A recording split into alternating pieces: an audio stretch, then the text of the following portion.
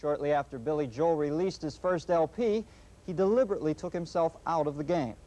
He went back to his musical roots and earned a living playing and singing in West Coast bars.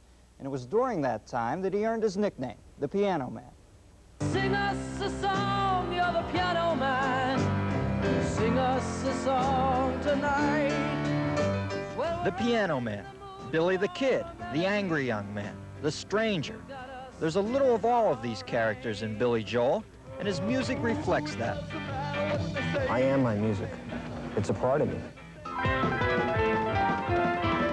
He was a tough, streetwise kid growing up in post-World War II Long Island, on the poor side of town.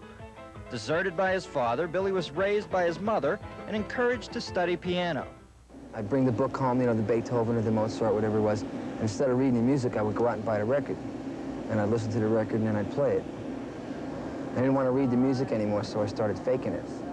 His first recording effort, Attila, did nothing for Billy Joel's career but add to his financial and spiritual poverty. In 1970, Billy Joel folded under the pressures of failure and voluntarily checked into a mental health hospital. And I would go over and knock on the nurse's station and go, hey, I'm okay.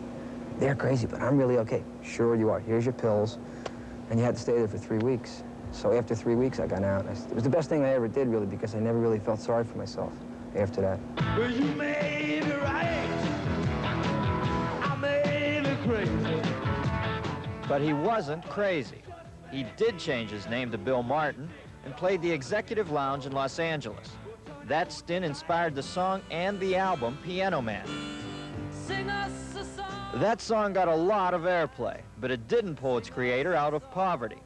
In 1977, his then-wife Elizabeth took over as business head, hired a new manager, and Joel released The Stranger.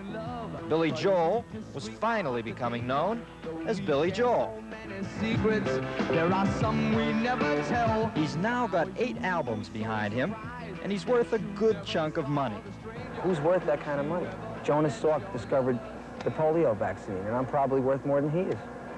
Figure that one out. Billy Joel is still a scrapper, fighting unfavorable PR and making strong statements in his songs.